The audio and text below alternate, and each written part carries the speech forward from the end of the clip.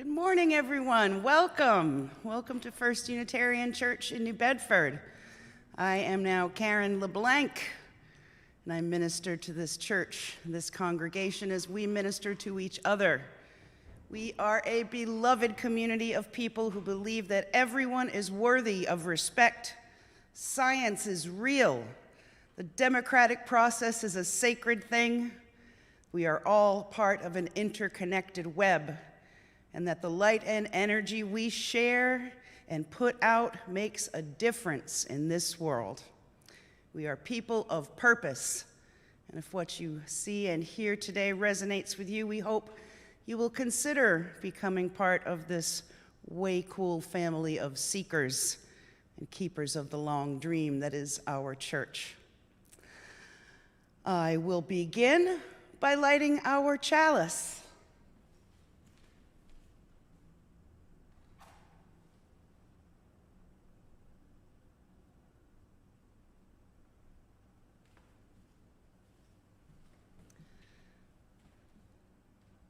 Let us light our chalice today for Mother's Day, for all those who have nurtured, added to our spirits, and kept us going, young or old, for all of those who have lit a spark in our souls and brought light to our lives. Our opening words this morning are used by permission from Reverend Lynn Cox.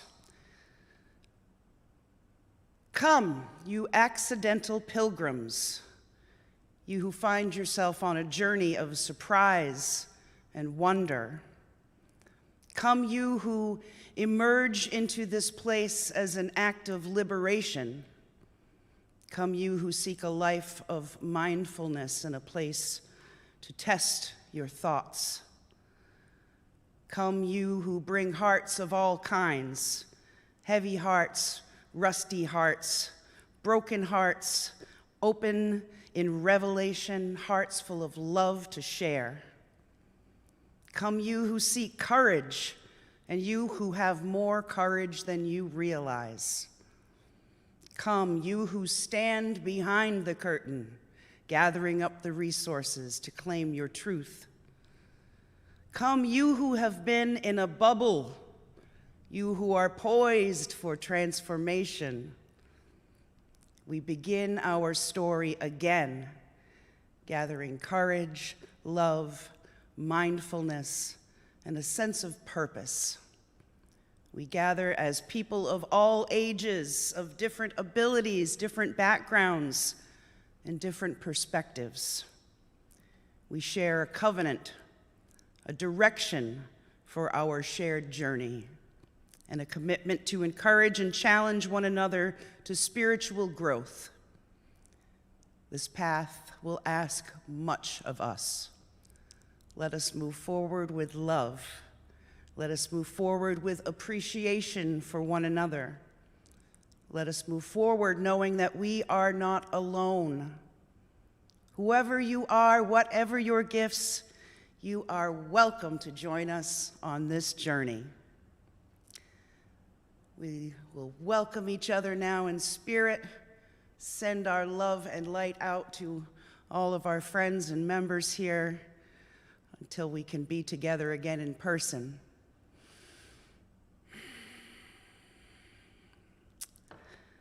Now, recite our covenant with me if you would.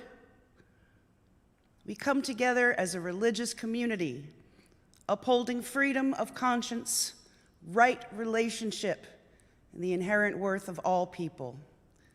We value our diversity and pledge to care for one another in the spirit of compassion, to speak and listen to each other with respect, and to promote justice and kindness in the world. Sing with me now, church, hymn number 128, For All That Is Our Life.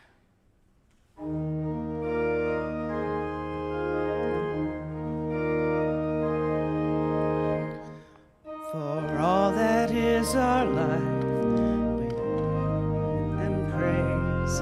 For all life is a gift which we are called to use.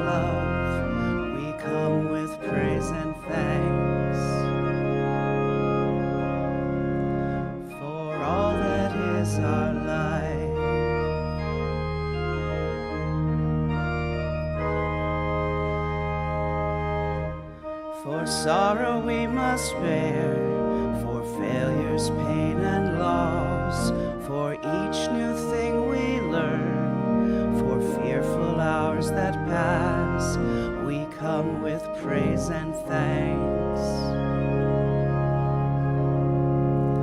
For all that is our life,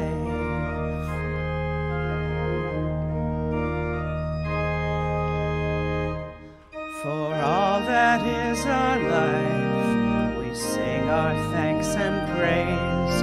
For all life is a gift which we are called to use to build the common good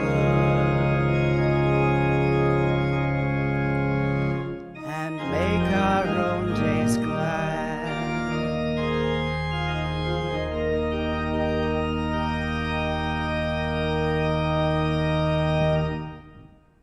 Go. I was wondering why I couldn't see very well. I didn't have my glasses on. Let us share with each other now our joys, our concerns. As always, if you have something you'd like to share, please email me, minister@uunewbedford.org, and I will put it on our list. First, a candle of love and thanks to all of our mothers and all of those who mother us, mentor us, and support us on our path.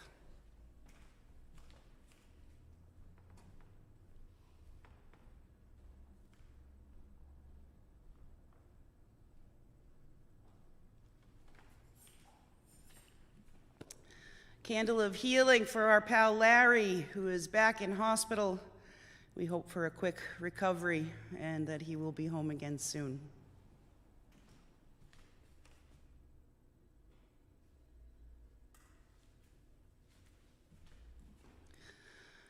Candle of joy for my sister E.B., who graduated with her master's in nursing last week. I know how hard she has worked, and she deserves a hearty congratulations. So, congratulations, E.B.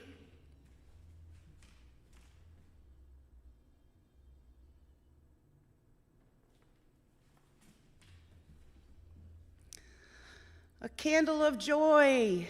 So many people I know now have been vaccinated, and live music is about to be returning to venues in the upcoming weeks. We still have to remain vigilant and careful, of course, and be smart, but boy, would I love to go see a live band again soon.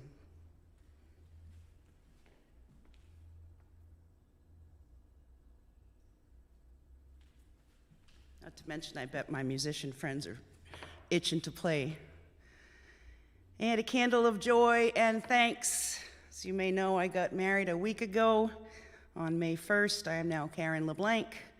Thank you so much to Randy and to Yasmin for making our day super special, and to all of you for your kind wishes on Facebook and so forth. And yes, we will release the video soon.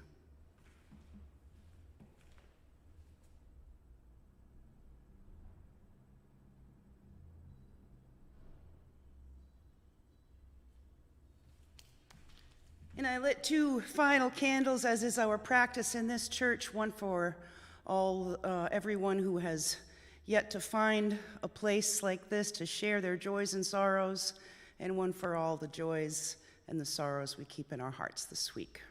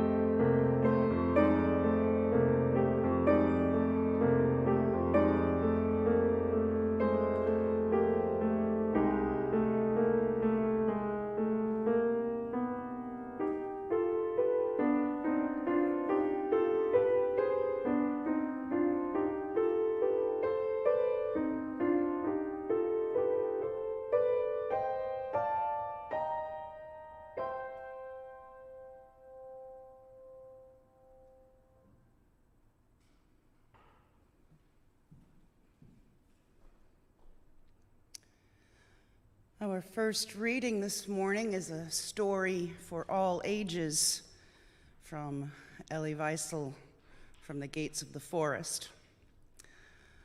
When the great Rabbi Israel Baal Shem Tov saw misfortune threatening the Jews, it was his custom to go into a certain part of the forest to meditate. There he would light the fire, say a special prayer, and the miracle would be accomplished and the misfortune averted. Years later, when a disciple of the Baal Shem Tov, the celebrated Majid of Metzrich, had occasion for the same reason to intercede with heaven, he would go to the same place in the forest and say, "Master of the universe, listen. I do not know how to light the fire, but I am still able to say the prayer." And again, the miracle would be accomplished. Still later, another rabbi, Rabbi Moshe Leb of Sassov, in order to save his people once more, would go into the forest and say, "I do not know how to light the fire. I do not know the prayer, but I know the place, and this must be sufficient." It was sufficient, and the miracle was accomplished. The years passed, and it fell to Rabbi Israel of Reisin to overcome misfortune. Sitting in his armchair, his head in his hands, he spoke to God, "I am unable to light the fire, and I do not know the prayer, and I cannot even find the place in the forest. All I can do is tell the story, and this must be sufficient." And it was sufficient. Let us enter now into a period of prayer and meditation. This is called A Prayer for All Who Mother by Reverend Victoria Weinstein, used by permission. We reflect in thanksgiving this day for all those whose lives have nurtured ours, the life-giving ones who heal with their presence, who listen in sympathy, who give wise advice, but only when asked for it.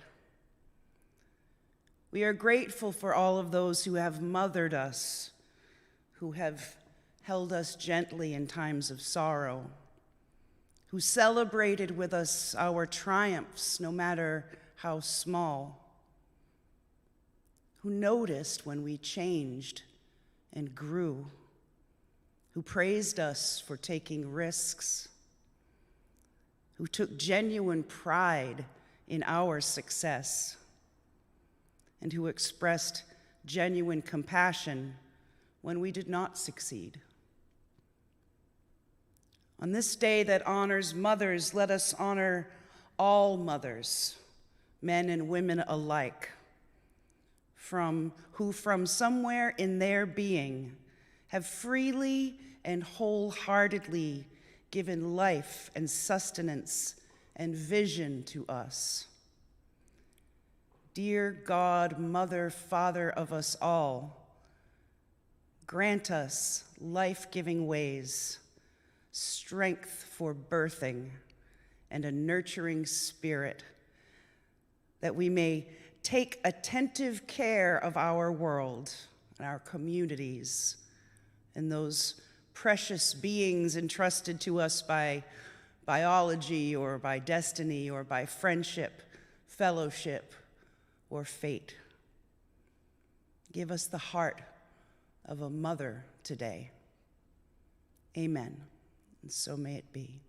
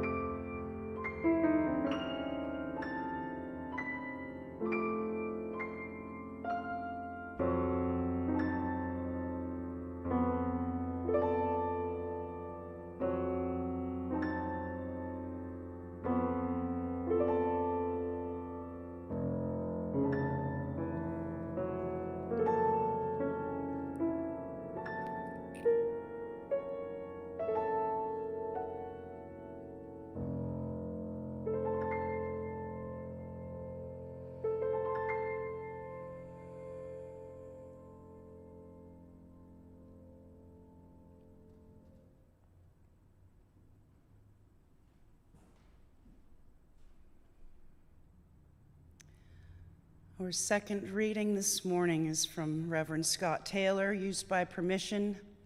It's called Wooed into This World. Who dreamed you into being? What stories sat in their heart as they imagined what you would become? Who helped you imagine your story? Who helped you to see your place in the story of the world? And what matters the most, who helped you understand that you could be the author of your own unfolding? All of which is a way of asking, who listened? Who listened until you could hear yourself speak, until you trusted the voice that is your own? What about those stories of others, those kept in cramped spaces of silence or fear of how hard and narrow this world of ours can be? Who needs your listening so their story can be set free?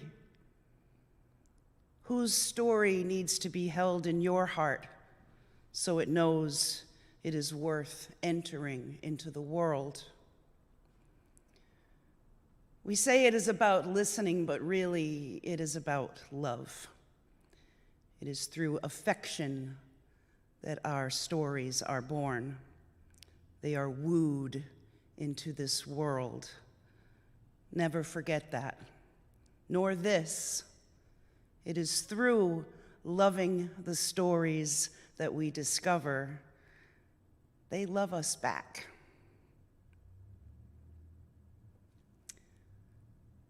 Now is the time in our service where we will ask you for your very kind donations toward the good works of this church.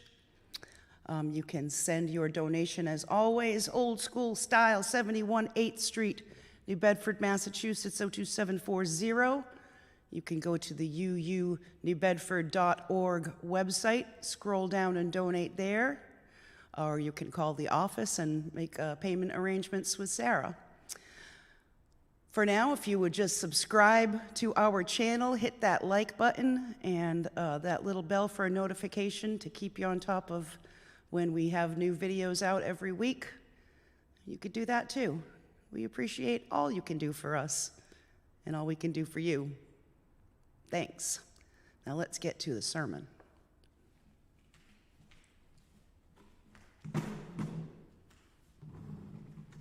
Okay. Come on, everyone. Gather around the fire. Sit, eat, drink. Make yourself comfortable. Settle down. Put a grandchild on your knee or in your arms so they might fall asleep to dream of our stories, or put your arm around that one you love. Look to this community of people who know you and put your worries aside for a little while. Listen, all together, everyone, because this is how we remember our stories. This is how we know who we are. And this is how we teach the generations where they come from and what is right and wrong. In my mind, I can see a scenario just like that being played out on every continent of this earth for as long as we've been able to sit around a fire, before we even had the language to put words to our stories. This month's theme, what does it mean to be a people of story, is perhaps one of the most important that we've dealt with this year, because it goes right to the heart of what it means to be human. We all have a story. We all love a good story. And we, all of us, are storytellers. So while I have you around the fire, let me tell you a story. I told this story a few years ago in this sanctuary, and it was a hit. So I'd like to tell it again. It's a story by a retired Unitarian minister, Robert Fulghum. You may remember him from his most famous work, Everything I Ever Needed to Know I Learned in Kindergarten. And this story is called Chairmen, and it goes like this. We say the young have much to learn, but I find they know and do things unfamiliar to me, so I'm pleased to learn from them when I can. Example, 2 young college men asked me for a ride because they were late for work. Their summer construction job was near my office, so I was glad to oblige.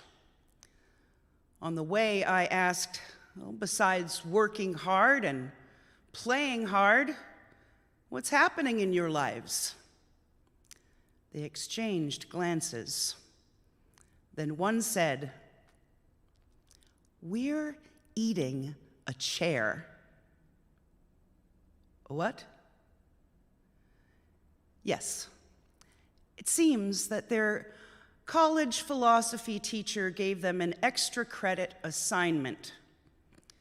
Do something unique and memorable, not dangerous or foolish, but something imaginative, inventive, and instructive. Write it up and explain what you learned and how it might apply to the philosophy of life. So they're eating a chair. They bought a plain wooden kitchen chair at an unfinished furniture store. Then, using a wooden rasp, they have been shaving away at this chair, mixing the dust into their granola for breakfast, sprinkling the dust on their salads at dinner. So far, they have consumed most of a leg, 2 rungs, and a back piece. And while they don't want to overdo it, the pace is picking up. Still, the project may not be finished before summer's end, so they may enlist friends who, it seems, are enthusiastically willing to help them eat a chair. And yes, they consulted a physician to make sure the wood dust was not harmful. And no, it doesn't taste bad, especially if they mix in a little cinnamon at breakfast and a little lemon pepper at dinner. And yes, they have learned a few things along the way. Like what? I asked. Like how amazing long-term goals can be achieved in incremental stages. Like how something seemingly idiotic affects your thinking about other things you do. For example, they routinely run about 15 miles a week to stay in shape, around and around a lake. They wondered where 15 miles a week would take them if they ran in a straight line. So they got a road map and have been marking off the mileage headed south. They could be in Portland, Oregon in a couple of weeks. But that got to be boring, so now they have a European map and are starting out in Vienna, headed for Athens. Using guidebooks, they're figuring out what there is to see and do along the way. They're touring the world in their minds. And of course, they're very pleased with themselves. They're sure they will astound their professor when he asks for their report. We ate a chair. It will blow the dude away, said one. For all the goofiness of the project, these young men are learning patience and perseverance. Some things cannot be had except on a little at a time, keep the long goal in mind, stay focused basis. Love and friendships are like that. Marriage and parenthood too. And peace and justice and social change. As wonderfully silly as it seems, eating a chair may lead my college friends to wisdom and nobler aspirations. In their foolishness lies the seed of what might be, little by little. The end.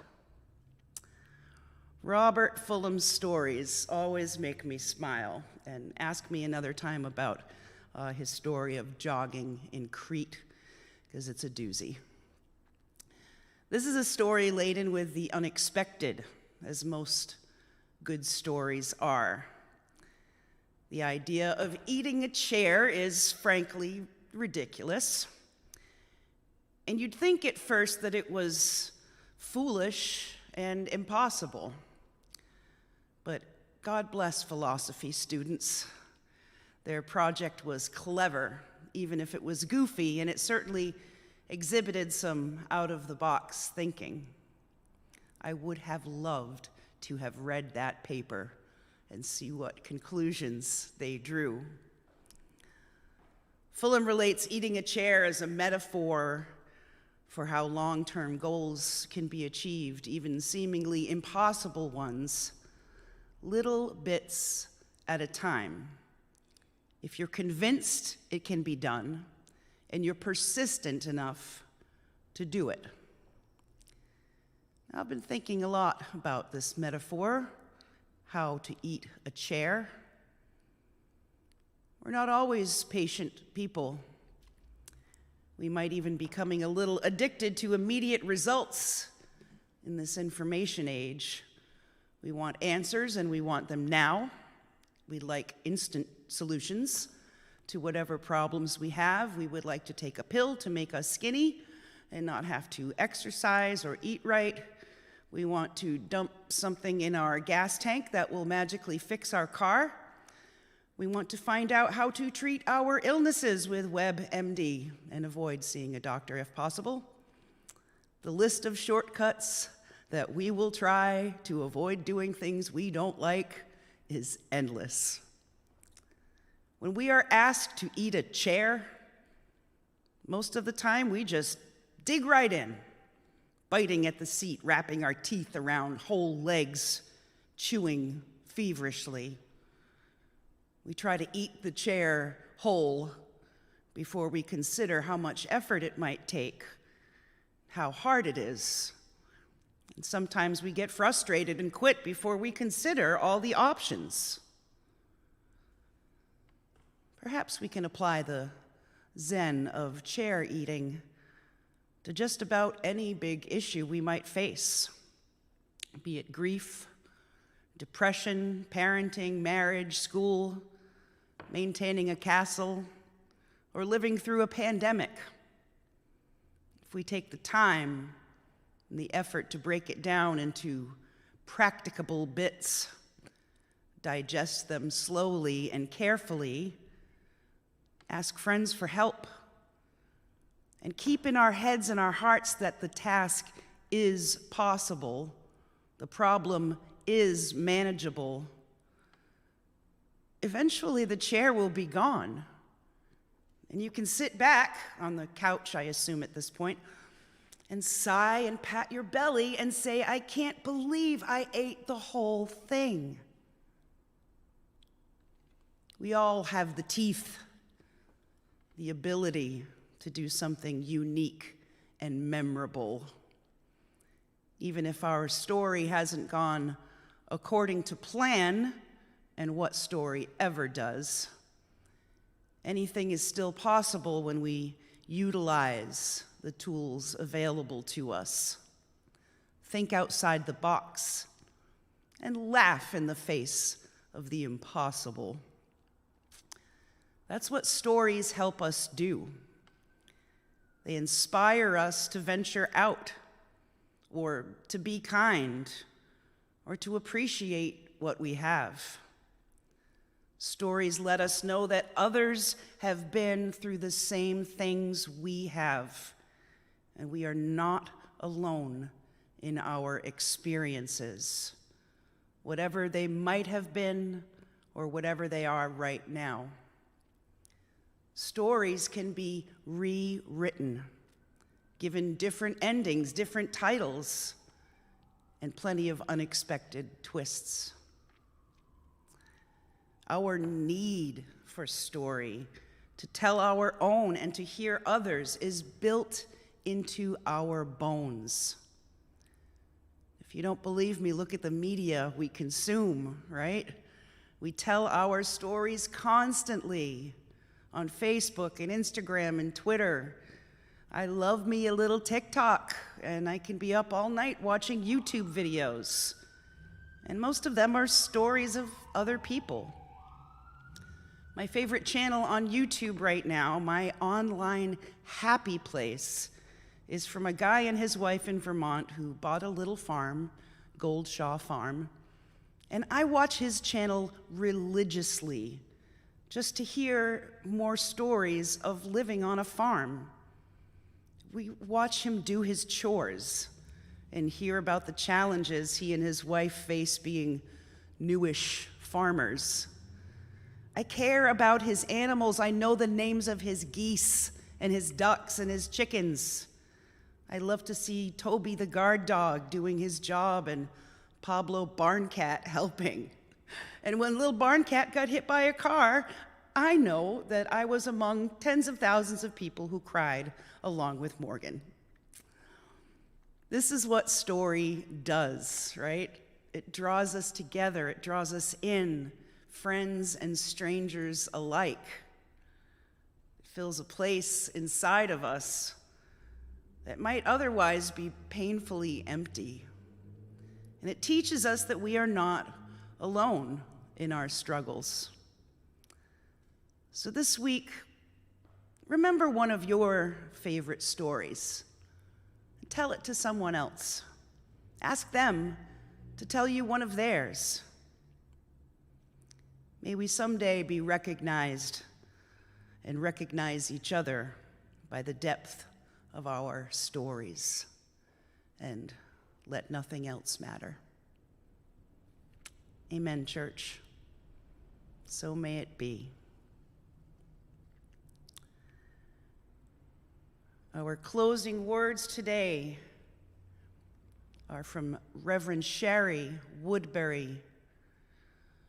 May we have the courage to speak or write the stories within us that need to be told, the stories that make up our lives. May we listen with a loving mind and heart to the stories of others' lives, others here in this church, and others in our wider community and in our world. Let us choose with care the stories that we teach our children, remembering that all of our stories have power, that our stories are connected, for all life is one. In the name of all that is sacred in these gathered hearts, may it be so. Amen.